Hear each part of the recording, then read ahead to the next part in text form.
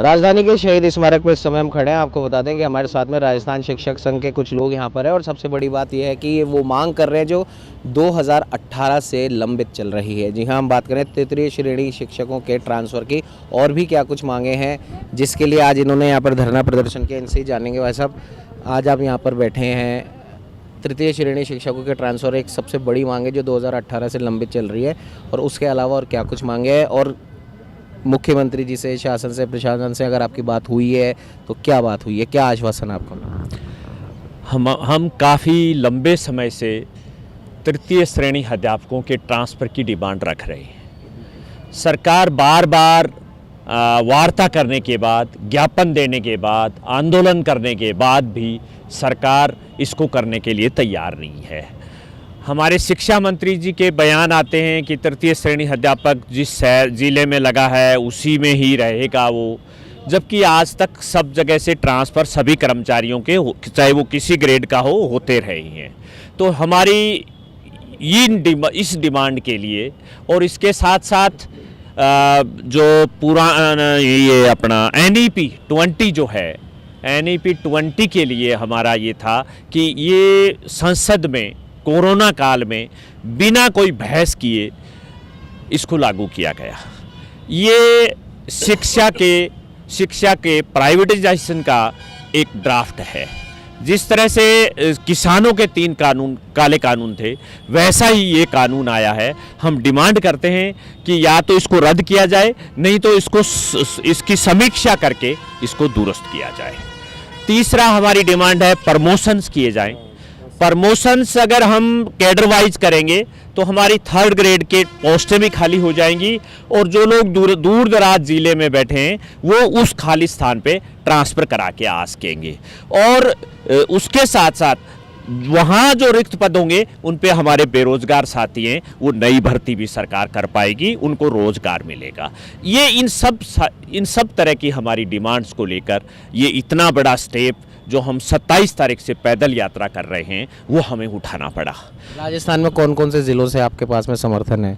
राजस्थान के टोटल जिलों से हमारे शिक्षक साथी आए हैं। हम तीन जगहों से रवाना हुए, सीकर से, टोंक से और नावा से। तीनों जगह से 125 किलोमीटर हम हमारे शिक्षक साथी दिन रात पैदल चलकर यहाँ आंदोलन के लिए आए हैं।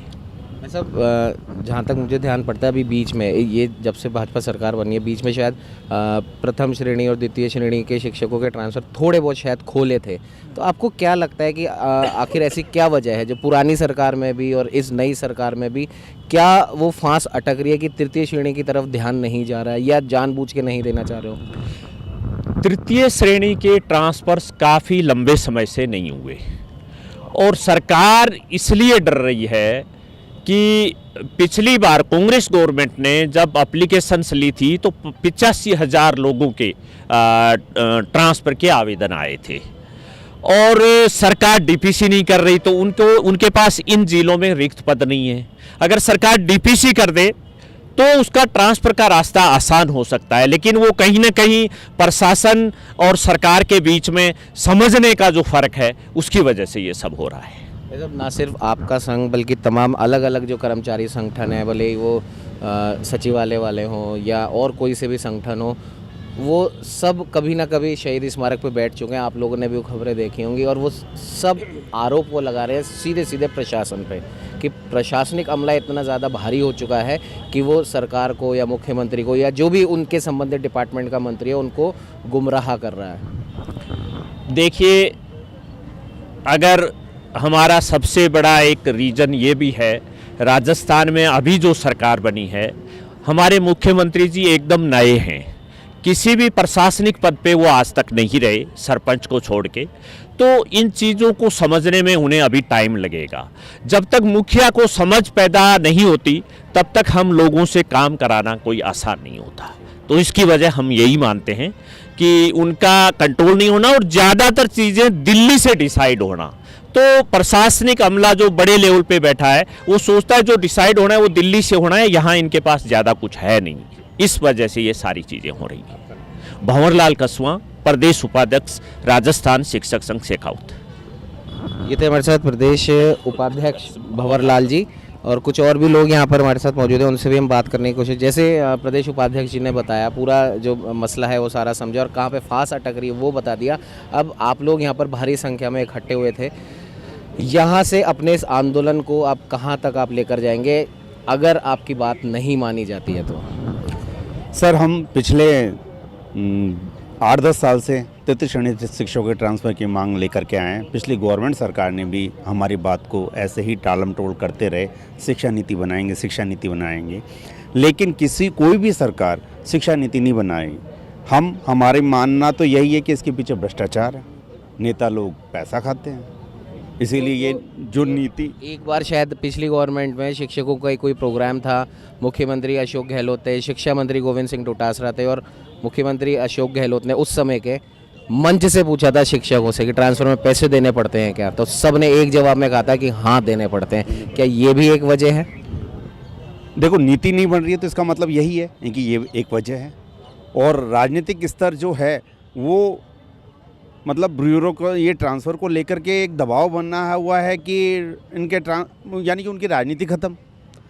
अगर आप पॉलिसी नहीं बनाना चाहते या आपसे नहीं बन पा रही तो प्रशासनिक स्तर पे दो ना, पहले भी तो होते थे।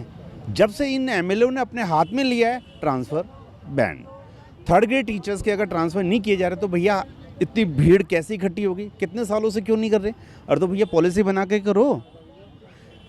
अब बात आती है कि अगर इनको पॉलिसी नहीं बन रही है तो आपके कर्मचारी क्या कर रहे हैं? आपके जो नीचे अधीनस्थ लोग लगे हैं, RSIS लेवल के लगे हुए हैं, आप किस बेस पे आए हो? शिक्षा मंत्री क्यों बने हो आपको नॉलेज ही नहीं है तो भैया पद छोड़ो, हमसे लो, हमारे पास आकर के लो, हम बना करके देते 5 मिनट में पॉलिसी। आपने अब तक क्या किया 10 साल से? अरे संविधान बन गया 2.5 साल में। तो दूसरी बात, शिक्षा मंत्री जी अभी जो हमारे मतलब ये बीजेपी सरकार आई है वो इसी बिहाफ पे आई थी। गहलोत सरकार ने बहुत अच्छे काम किए हैं, हम तारीफ़ करते हैं, आज भी हमें OPS दी, हम उनके लिए धन्यवाद देते हैं। लेकिन थर्ड ग्रेड की पॉलिसी नहीं बना पाए। क्यों नहीं बना पाए? उस मुद्दे को इन बीजेपी वालों ने बुनाया। कोई भी बीजेपी के पास कोई मुद्दा नहीं था राजस्थान में आने का, लेकिन इन्होंने थर्ड ग्रेड, उसका रिजल्ट बीजेपी आई, कांग्रेस हारी। अब ये क्या कर रही है? इसने भी कुछ नहीं बनाया। 1.5 साल से शिक्षा मंत्री जी यही दे रहे हैं, साहब फलानी पिछली गवर्नमेंट ने ये काम किया, ये काम किया। अरे उन्होंने तो गांव ढाणियों में 12वीं तक की स्कूल खोल दी, जो बच्चों को फैसिलिटी मिल रही है, उन्हें मतलब बच्चे शिक्षा नहीं छोड़ रहे हैं। बड़ा पहले दूर दराज के चक्कर में वो शिक्षा छोड़ रहे थे, उनकी बीच में अधूरी पढ़ाई हो रही थी। उन्होंने तो अच्छा काम किया, लेकिन इन्होंने पोस्टें नहीं दी, नामांकन यहाँ घट रहा है। और दूसरी बात कि इन्होंने कोई नीति नहीं बनाई और उनका वो काम ही नहीं कर रहे हैं। अभी जो वर्तमान में बीजेपी सरकार हमारे मुद्दे को लेकर के आई है कि साहब हम 100 दिन के कार्यकाल में पॉलिसी बना देंगे। 1.5 साल हो गया साहब, कुछ ही नहीं बनाया। पिछली सरकार के ही रोजने रोए जा रहे हैं। शिक्षा मंत्री जी आए दिन ऊट पटांग बयान देते हैं, महिलाओं पे भद्दी टिप्पणी करते हैं। उन्होंने कितने आदेश निकाले जिन पे वापस यू टर्न हो गया। अरे शिक्षा मंत्री जी को पता नहीं कि करना क्या है, शिक्षा विभाग में करना क्या है, क्या सुधार करना है। शिक्षा का बंटाधार हो गया है, किसी भी विद्यालय में पढ़ाई नहीं हो रही है। शिक्षा मंत्री जी ने एक कहा कि साहब 40% आने पर बच्चा तो पास हो जाएगा, शिक्षक फेल होगा। रिजल्ट देख लो साहब, ये गवर्नमेंट का ही फंडा है, ये रिजल्ट इतना हाई गया है। तो हम यही कहना चाहते हैं कि शिक्षा मंत्री जी सुधर जाइए, राजस्थान सरकार सुधर जाइए। ये थर्ड ग्रेड टीचर्स हैं और गांव-गांव ढाणी तक अपनी अप्रोच रखते हैं। आने वाले पंचायती राज चुनाव के अंदर हम हमारी औकात बता देंगे, हम क्या करते हैं। और अभी भी आने वाले टाइम में बीजेपी सरकार दिखेगी नहीं। अगर यही डर्रा चलता रहा तो नीतियां बनाएं और नीति तरीके से ही आप थर्ड ग्रेड टीचर्स को ट्रांसफ़र दें। बेचारे थर्ड ग्रेड टीचर्स बहुत मेहनत करते हैं और राजस्थान की शिक्षा को बहुत आगे तक लेके जाते हैं, लेकिन उनकी मजबूरियां भी समझे। जो 20-20, 25-25 सालों से समाज से कट के, अपने परिवार के लोगों से कट के वो रह रहे हैं, मानसिक संतुलन खो बैठे हैं, उसके बीच में वो शिक्षक क्या शिक्षा देगा। तो धन्यवाद। तो आपको बता दें कि एक डेलीगेशन जो वहाँ पे गया हुआ था वो यहाँ पर आ चुका है सरकार से बात करने। वो डेलीगेशन देने गए थे, इनसे बात करने की कोशिश करेंगे कि इनको क्या कुछ आश्वासन मिला है। सर, आप यहाँ पर धरना प्रदर्शन आप लोगों ने दिया था अपनी विभिन्न मांगों को लेकर।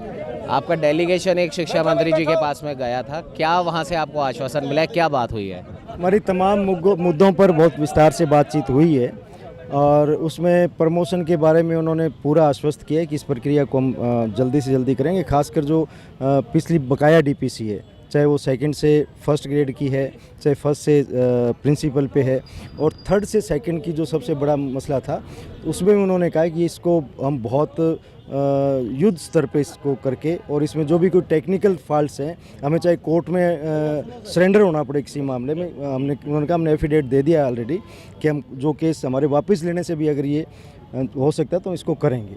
तृतीय श्रेणी शिक्षकों के ट्रांसफ़र के बारे में क्या? ट्रांसफ़र के बारे में बात हुई। ट्रांसफ़र के बारे में उन्होंने क्लियर कट नहीं कहा कि हम ये करने जा रहे हैं। उन्होंने कहा जी मुख्यमंत्री जी से हम बात कर रहे हैं और आप विश्वास रखिए कि होगा। तो हमने उनको ये भी कह दिया कि इस आश्वासन से हमारी लड़ाई बंद नहीं हो सकती, जब तक आप ट्रांसफ़र की प्रक्रिया शुरू नहीं करते हो हमारा आंदोलन जारी रहेगा। ये तमाम मांगों को लेकर कोई समय सीमा उन्होंने तय करी है? ये हमने तय कर दी है। उन्होंने कहा कि आप तो आंदोलन ख़त्म कीजिए, आपकी इन सब बातों पे, सब मांगों पे हम क्रमबद्ध करेंगे। हमने कहा जी हम आंदोलन ख़त्म नहीं कर रहे हैं, हम अपने आंदोलन की ओर तैयारी करेंगे। आप जिस दिन हमारा खासकर जो ट्रांसफ़र और प्रमोशन है, ये तो ऐसे काम है जिसमें हम कोई कंप्रोमाइज़ कर नहीं सकते, तो ये नहीं करोगे तो हमारा आंदोलन जारी रहेगा। ये हम उनको कह के आए हैं। पर उन्होंने कहा कि नहीं, आपको आंदोलन करने की आवश्यकता नहीं पड़ेगी, हम इसको जल्द से जल्द इसको करेंगे। ये है महावीर से आगे। आपको बता दें कि राजस्थान शिक्षक संघ के तमाम जो शिक्षक हैं ये सुबह से ही यहाँ पर बड़ी भारी संख्या में यहाँ पर ये आंदोलनरत थे। इनका एक प्रतिनिधि मंडल शिक्षा मंत्री मदन दिलावर जी से मिलकर भी आया है। उन्हें वहाँ से आश्वासन मिला है कि आपकी जो भी मांगे हैं, भले ही वो ट्रांसफ़र की हो या प्रमोशन की हो, मुख्यमंत्री जी से बात करके जल्द ही आपकी इन तमाम मांगों का समाधान ज़रूर निकलवाएंगे, लेकिन आप अपना ये धरना प्रदर्शन ख़त्म कीजिए। लेकिन राजस्थान शिक्षक संघ के जो प्रतिनिधि हैं, जो इनके तमाम जो अधिकारीगण हैं, इन्होंने ये साफ कर दिया है कि जब तक हमें कोई भी पॉजिटिव एक साइन नहीं मिलेगा, कोई आश्वासन हमें नहीं मिलेगा, तब तक हमारा आंदोलन यथावत जारी रहेगा। अब देखने वाली बात यह है कि सरकार आखिर चाहती क्या है, शिक्षा मंत्री आखिर क्या चाहते हैं कि ये तमाम जो शिक्षक अलग अलग जगहों से आए हैं वो यहाँ पर बैठे रहें, या फिर इनकी जो न्यायोचित जो मांगे हैं, जो 2018 से जो लंबित चल रही हैं, वो जल्द से जल्द मानी जाए और ये अपने काम पे वापस लौटें। सहयोगी कैमरामैन अजय के साथ उमंग माथुर, न्यूज़ 21।